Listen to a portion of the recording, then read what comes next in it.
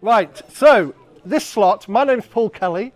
I am an associate of the National CLT Land Trust Network, which is the body that supports community land trusts across the country. The CEO, Tom Chance, was hoping to be here today. He lives in Shrewsbury. There's been a bit of a problem with the weather, so he couldn't be here, so I'm really sorry. And also we were due to be joined by Hazel Tilley from Granby 4 Street's Community Land Trust in Toxteth. And for those of you who met Hazel, Hazel is an unbelievable force of nature, and she completely forgot because she had a very busy day.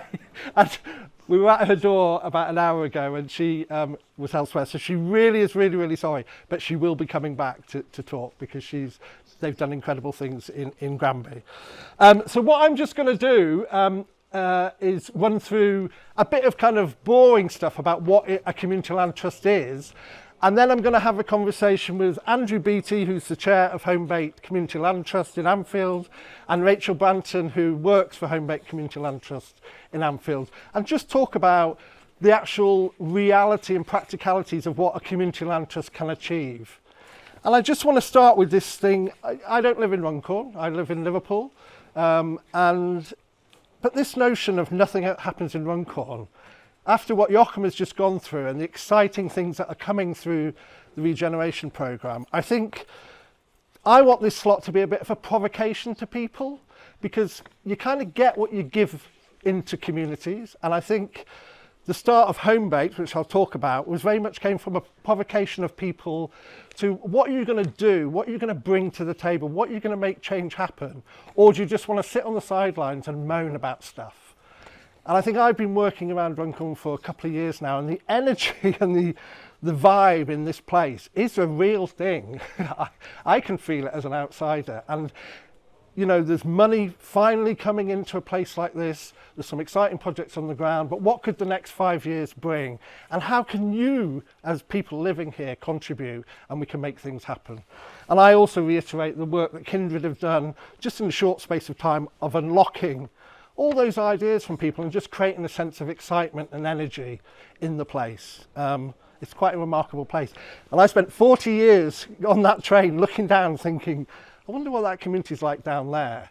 And having been around it in the last couple of years, it's a magical place, as you know. So nothing happens in Runcorn? Are you having a laugh? Are you having a laugh? It's time to start pushing back to people who are saying that. So, what is a community land trust?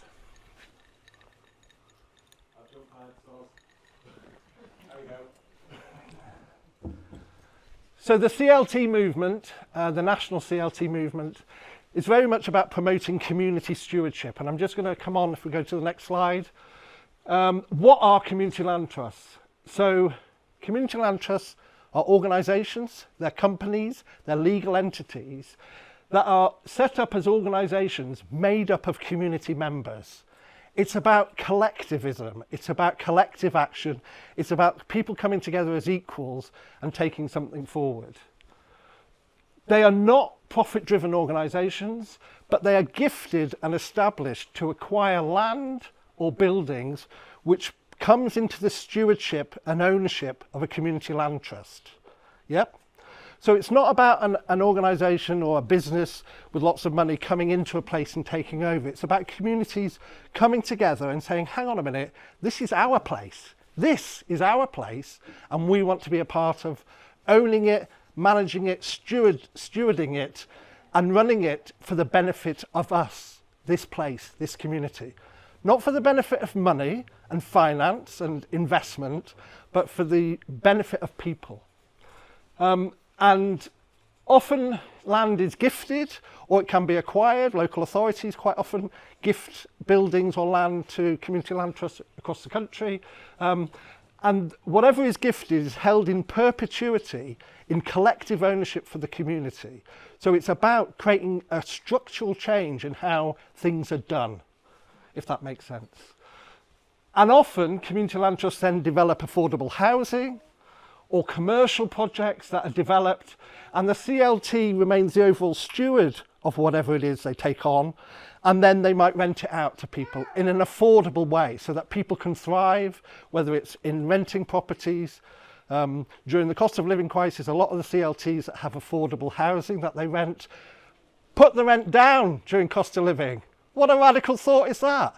Most housing associations didn't. In fact, all of them put them up as much as they could in terms of the legal status. So how do we get things to work for people living in properties or businesses?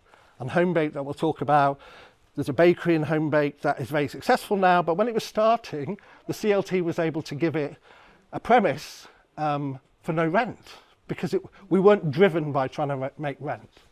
And also in terms of the land, it can be a leasehold arrangement with a local authority. So it could be a 125-year lease where the land or building is transferred to the Community Land Trust. Next slide. So Community Land Trusts give ordinary people the means to steward land for the local well-being, developing and managing homes and other assets. It's about community, organised around a place. Anyone who lives or works there can jointly own and control it. So if you've signed up as a member tonight, we all now collectively are owners of whatever this CLT is going to do. And it's going to do a lot, I hope. We take ownership of land and steward it, and we'll talk about that. Our first project, the flagship for Runcorn, is the pool project. And then it's about prioritising the well-being of the local community and safeguarding things for the community and stepping up and taking control of those things. And we know in Runcorn, people are very passionate about this place and there's lots of opportunities. So how can we unlock some of this moving forward? Next slide, please, Josh. So, community stewardship is about collective long-term management and protection of a community's shared assets. But it's about communities defining what your assets are, not somebody telling you this is what it is. It's you actually defining and identifying what it is. And you know, Unlock Runcorn as a project, for instance, it's just so, I was talking about it with somebody yesterday, and it's just such an exciting, ambitious project because it's driven by local people wanting to make that happen. But it's also about local residents taking responsibility. And I'm very passionate about this and can be quite provocative about this. We know there are people who just want to moan about stuff, and that's okay. But let them moan in that corner. It's about coming and joining the party and supporting our local authorities and the investment that is coming into Runcorn. Let's work with Joachim and Sarah and the team and make it happen and give your ideas and your energy into delivering and bringing forward ideas. And for me, land trusts are about saying to people, what can you bring to the table? Not what can you take away from the CLT or the community, but what can you actually bring and highlight and contribute? Because everybody in this room has got a role to play in that. So I'm very passionate about the Community Land Trust movement. I think it's really important. We'll click on. So some key aspects of community stewardship: collective responsibility, active management, sustainable well-being, the environment, how that works locally, empowerment, skilling up local people, letting them have a voice, letting them become part of the agency of their communities. I think that's very important. And trying to take that holistic approach that success isn't just about profit and money, it's about how well we all are. And again, I've noticed that from being here. This is a tight-knit community. People do support and look after each other. It's how we harness that much more into the future of our place. Next slide, please. So, I want to talk about Homebaked, that these two wonderful people are involved in. And I was involved in setting it up about 15 years ago now, when I worked at Liverpool Biennial. So Homebaked came about through the community response to the housing market renewal programme in Anfield, where there was a lot of demolition and regeneration happening. We click on the next slide, Josh. So there was lots of tinning up of terrace streets and people being moved on and moved out. And there was a lot of anger in the community, quite rightly. A terrible implementation happened of that programme. And what was really interesting was I and the Biennial were giving the opportunity to say to people, people would come to a meeting with the council every month and shout at the councillors and shout at the officers and then go home. And we'd all reconvene a month later and do the same. And this just kept going on. And we were given the kind of permission to say to people, unless you really want to do something about it, this is just going to carry on. And this isn't great. What can we do about it? So we eventually focus in on the bakery it's the next slide, I think, Josh. We took over a bakery that had been run by the Mitchells in Anfield, opposite the football club, and it was down for demolition and they couldn't sell it, but the family running the bakery were getting old. So we decided, well, let's take it on and let's use it as a space to kind of connect with each other and come up with ideas for what we could do. And the council at that time were saying, you know, if you're lucky, we'll demolish this bakery and what's there, and we might build a Tesco Express or something, and that's the sum of what you might get out of it. And it was a group of women in Anfield at the time who said, hang on a minute, we want to run this as a bakery. So if we click on to the next slide. So after about a year and a half, we had taken over ownership of the building, and Homebaked Cooperative Bakery was established as the first tenant of the Community Land Trust. And over a number of years, that cooperative took root. There was about a year where it didn't pay any rent to the Community Land Trust, and gradually the rent went up, very affordable rents, because most of the shops in Anfield are owned by people outside of Anfield who make enough money on a match day to keep their shops shut for the rest of the week. And that doesn't create a community. So eventually the co-op bakery got to a point where it's hugely successful. I think it employs 22 local people and is a very successful cooperative bakery as a tenant of the CLT, the Community Land Trust. We go on to the next slide. And also during that time, above phase 2 of Homebaked was above the bakery was an empty maisonette, and the CLT developed it as a 4-bedroom shared home for people, almost as a starter tenancy for people to start living on their own and maybe as a step on. So that's been running for a number of years now, good number of years. And then the third part of the project at Homebaked is to develop the terrace that's attached to the bakery into affordable housing for local people. And there's been a huge process of engagement, and Rachael and Andrew will talk in a minute about much more that Homebaked does. But that gives you a little bit about Homebaked. If we flick on to the next, and the next one, and the next one. What's important about this is it's about people. It's not about buildings, it's about people coming together and talking and creating ideas like we're doing tonight. I just wanted to also talk about Hastings Commons CLT, which is probably one of the most successful and interesting in the country. And they've been going for about 12, 13 years as well.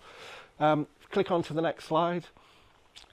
Hastings Commons actually owns about 15 buildings in the heart of Hastings. And quite significant buildings that have been transferred from the local authority. And within those buildings, they're creating all sorts of stuff that the local community is doing, whether it's artists having artist studios, whether it's young people running media projects and setting up businesses, but it's all enabled by the CLT being able to steward this land and do things in a different way. So if we click on, I think, to the next picture. So this building is really interesting that they own. It's a former bank in the heart of Hastings. And I have to say, although Hastings is down south and on the coast, it's actually one of the most deprived parts of the country. I think it was in the top 10 recently of the deprived towns and places. So it's got real challenges, social challenges. But they took over this bank building and have converted it into a number of social enterprises on the ground floor, and then upstairs they've created affordable housing for people. So as a CLT, it's now become a kind of huge business that is being supported by their town deal, just as happening here, and their Pride in Place funding that thankfully this government is, you know, ramping up in terms of investment into places like Runcorn and Hastings. And they are getting significant funding from their Pride in Place project in Hastings to develop their projects further. But it's all about enabling local people to thrive with their business and ideas. So that's what a CLT is. We're really excited about this launch tonight of Runcorn Old Town CLT. And we're going to talk after this about the ambitions for Runcorn and what the ideas the team have. But I just wanted to bring in Rachael and Andrew about kind of their experience of the CLT and maybe a bit about what sort of stuff you do. Maybe Rachael, if I come to you first about the energy efficiency and the green home stuff and that you do. So I joined the CLT 2 or 3 years ago. sort of slightly lost track of time. So much fun.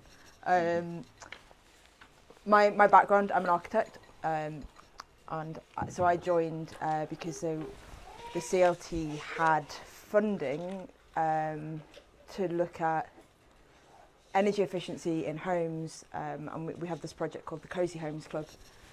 And this really grew out of the work that people had done, the community, the board, the team of the CLT had done during the design process for developing the houses and the terrace that we saw before. So through that process, it was a really sort of intense kind of collaborative, participatory design process. And I think there were maybe 25, 30 people involved with that, 25 say. And it was really a kind of upskilling, capacity building process. So through that we learned about energy efficiency measures and different technologies and the sort of different possibilities that were there for those homes. And the kind of the purpose of that is, I guess, we as a organisation believe that you can't ask people what they think about things if they don't really know what they're being asked about. So everything that we do has that kind of upskilling, capacity building, learning and sharing and element to it, because then it's kind of, you're actually asking people to make properly informed decisions, and it's just, it's kind of much more empowering that way if you know what you're talking about. So the Cozy Homes Club grew from that because we were thinking, well, okay, great, we know what we're doing, we've got these 9 houses that we're still working to develop, but that's another story. How can we share this knowledge with everyone else? It's not just the people who live in these 9 homes that should benefit from it. We've got a whole community where fuel poverty is, double the national average. The houses, the classic red brick terrace houses are amongst the worst performing, not just in Anfield, those homes everywhere are amongst the worst performing in Europe. So how can we share this knowledge about how we can make them better with everyone in the community? And so the Cozy Homes Club was born. And the funding that we got for that was from a UKRI project called the Community Knowledge Fund, in association with the Young Foundation. I have to say that, otherwise they might be upset. Come and take it back. Yeah. And we worked, the way it worked, or the way we designed the programme to run, was to work with a handful of members of the community who were interested in learning, being kind of trained up as researchers. So community researchers who are rooted within Anfield and Everton, so the area that we operate, deeply rooted in that area from different backgrounds, complete range of people, and train them up in research skills, and then work with them and support them to go out into the community and talk to their peers, their neighbours, their family, their friends, the shopkeepers. They went everywhere. Churches, nurseries, parents groups. I could keep going, but my mind will go blank fairly soon. Essentially, the places that they already knew and went to. So to really get a sense of what everyone is thinking, where everyone was at in terms of this kind of energy efficiency and housing, and what their thoughts and feelings were. Because again, it comes back to that idea that it's not just for the people living in those 9 houses, it's not just for the people who can afford it. We really want to share all the knowledge about everything that we're doing with as many people as possible. So that process went on for a year. So we had funding for a year for this research, and the findings from it were not necessarily revolutionary. We found people were living in cold, damp homes, not everyone, but a lot of people, And that's a problem whether they were owning their homes, whether they were socially renting, whether they were privately renting, or something else. You know, that was a problem across the board. So we didn't find out anything revolutionary, but because we've gone through this quite rigorous process of research that was deeply, deeply embedded in our community and had input from so many members, it enabled us to create quite a thorough piece of evidence that we could then use to go on and do something more with. So we're still in the process of figuring out exactly what we're going to do with it. Funding is a thing, but you know, we're working on it, and through that we've been involved with some kind of national retrofit hub networks. We've inputted into the Liverpool City Region's retrofit plan for the whole of Merseyside, and so it's sort of, I guess we're working at a very local level, but it's still having an impact on the kind of national scale, and it's really interesting to see those, like the way, just what feels to me, and I guess feels to a lot of people who are involved with the CLT, like quite a natural way to work, like talking to people, just talking to them, and actually taking their views into account, and understanding that someone's lived experience is as relevant as, like, you know, an energy efficiency expert. Those two things work together. Like that seems like quite a revolutionary thing to a lot of people. I think I might have gone slightly off track there. No, that's fine. And that kind of links in a little bit to, I don't know if you want to talk about the neighbourhood as incubator projects, or Yeah, happy to. Yeah, I think so. The Homebaked kind of the question we always ask a Homebaked, and we were kind of blessed with this question at the start, thanks to Paul and residents and colleagues at the time, is the question we always ask, and it always comes back to, is what does it mean to live well in Anfield? And that's about a roof over your head, good place to live. It's about good food on the table, shops, but it's also about good jobs and you know, and good work, meaningful work. And so the neighbourhood as an incubator, similar to Reimagine Runcorn, actually comes back to that kind of belief that kind of people in a place have got all of the ideas, they know what they need, they know what they want, they've got lived experience. So and so there's an element of kind of trust. And so we ran a project last year which was around, really similar to Reimagine Runcorn, where we just asked people to come forward with their ideas, and we supported them over a 12-month project. We found them peer support and mentors from across the city, so people who are experienced running community organisations or businesses, or people who just want to kind of give back and support people. And we had a number of people, I always forget how many actually, but it was 20 odd, I think, that kind of began the project. Actually, Anfield People's Cinema, hello to Josh at the back, was one of the people that was kind of supported through that. And really it was just about kind of supporting people's ideas. And actually the ideas were amazing, you know, like they were really, they brought people along, they formed a community. It was about peer-to-peer support, and it was a very home-baked, I always describe it as a very home-baked project, because it was really people-centred. Actually, it was really just about kind of supporting people's ideas, and you know, we weren't surprised that the ideas were amazing. You know, a community cinema that has got a huge following and is based in Kitty's Laundrette, that has, you know, 20, 30, 40 people, and has kind of moved on to Holton. You know, like it's encouraging, but it's not not surprising for us, because in all of the journey of Homebaked, I mean, Homebaked is just a group of people in a place that have an idea for a better place and want to support people, and so it is. It was a really great project, and one of the other things I think that kind of ties into it, and again, it kind of ties back into that kind of what does it mean to live well.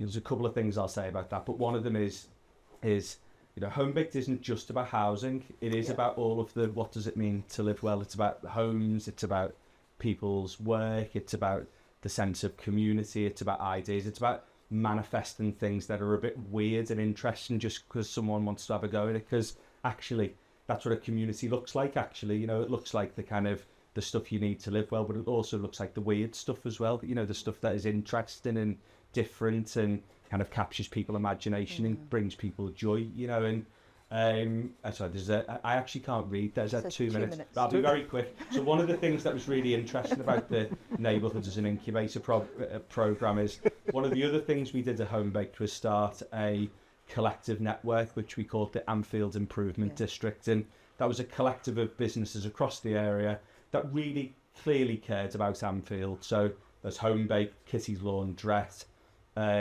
it was some of the local independent hotels. It was a real mishmash, real mix of business, about 40 organisations. Even the club are part of it. The football club is a member of, but the club isn't an extra special stakeholder in it. It is just a member of it, in the same way that Homebaked, they get just as much of a say as Homebaked or Kitty's or the hotel down the road, or the woman who does tarot readings down, you know, Hillary, who's on, you know, like it's everyone has an equal seat at the table.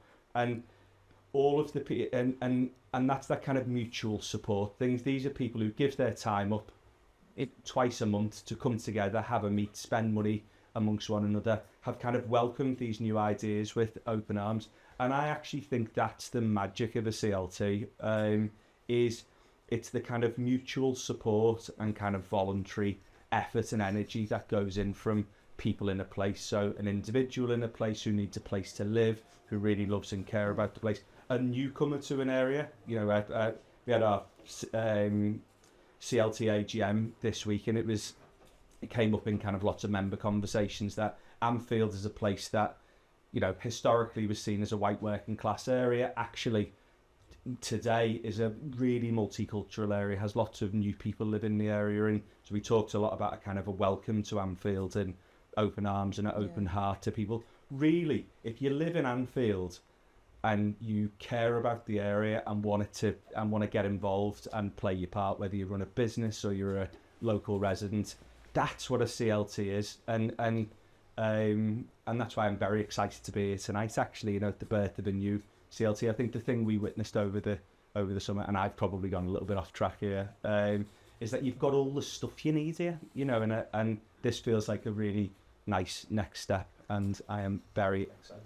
I think it's just very quickly. It's obviously, you know, community land trust is about land and buildings, and that's a really important part of it.